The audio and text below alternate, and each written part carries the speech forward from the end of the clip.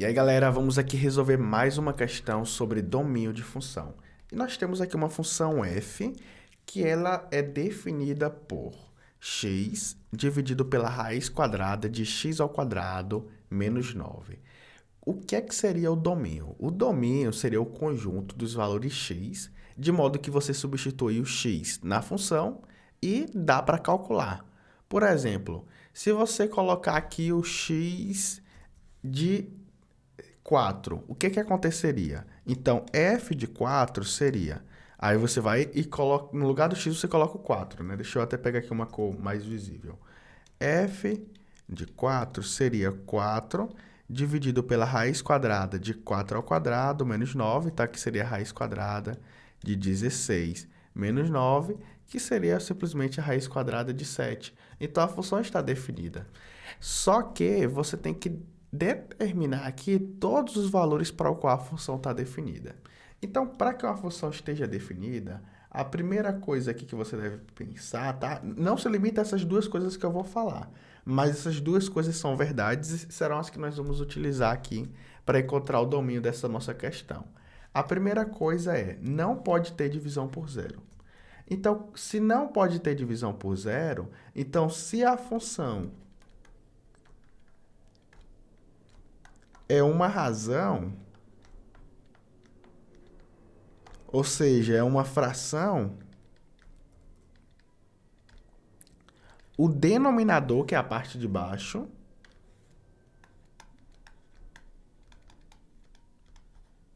deve ser diferente de zero.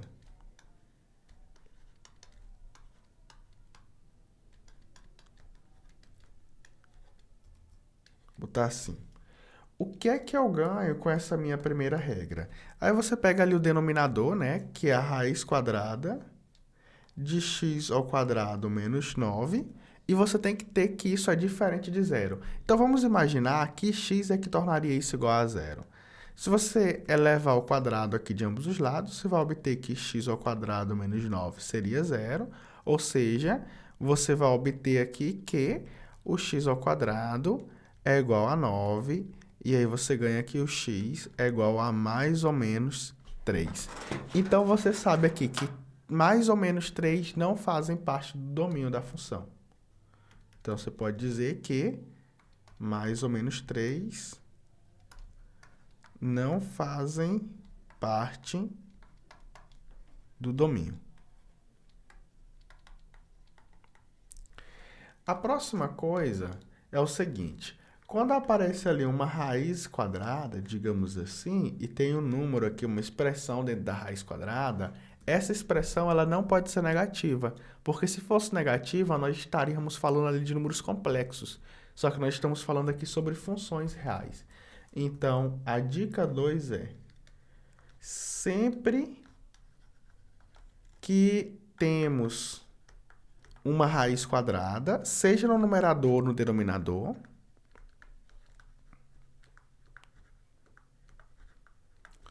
então, sempre que temos uma raiz quadrada, o que está dentro dela, a expressão dentro dela, não pode ser negativo, ou seja, deve ser maior ou igual que zero, tá? Lê-se maior ou igual. Pode ser igual a zero, porque a raiz quadrada de zero é zero, só não pode ser negativo. Então, nesse caso, o que é que eu ganho aqui? Eu tenho uma raiz quadrada, né? E o que é que está dentro dela? É o x ao quadrado menos 9. Então, tenho que ter aqui que esse x ao quadrado menos 9 tem que ser maior ou igual que zero. Aí, para você saber quanto é que isso daqui é positivo, imagina aqui uma função g de x igual a x ao quadrado menos 9. Como é que seria o gráfico dessa função? Você pode... você já calculou ali, na verdade, as raízes, né? Disso aqui, a gente sabe que as raízes são mais ou menos 3. E a concavidade, né, dessa parábola seria uma concavidade voltada para cima. Então, você poderia facilmente desenhar assim. Você coloca aqui o plano, né? Aqui é o eixo x, aqui é o eixo y. E aí, ela tem as raízes menos 3 e 3. E tem a concavidade voltada para cima. Então, ela é justamente assim. Olha só. Certo. Então, se ela é deste modo, eu vou até fazer aqui de branco. Vou fazer tracejeado para não ficar feio. Então, se aqui é a nossa função g de x, quando é que ela é positiva? Ela vai ser negativa aqui entre o menos 3 e 3, e ela é positiva para x maior do que 3 e para x menor do que 3. Então, nós temos aqui que, logo, nós temos que o x ao quadrado menos 9 é positivo se e somente se ou o x tem que estar menor ou igual que menos 3, ou o x tem que estar maior ou igual que 3, tá? Então, o que é que nós concluímos até o momento? Nós concluímos o seguinte. Eu vou até escrever isso daqui em formato de intervalo para ficar mais bonito, porque se você olhar aqui a solução, aparecem os intervalos também. Então, isso daqui significa, qual seria o intervalo? O x menor ou igual que 3 é o x que vai de menos infinito até menos 3, certo? Isso daqui é o intervalo aberto. Agora, o x maior ou igual que 3 é o x que vai aqui do 3 até o infinito. Só que tem algo errado aqui. O que é que está errado? Na verdade, aqui, ó, presta atenção. Aqui é o menor igual, aqui é o maior igual. Então, na verdade, esse intervalo aqui ele é semiaberto. Ambos são semiabertos.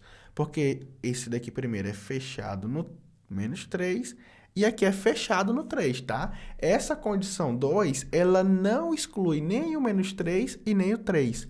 Ela começa aqui no menos 3 e vai para baixo, né? Assim.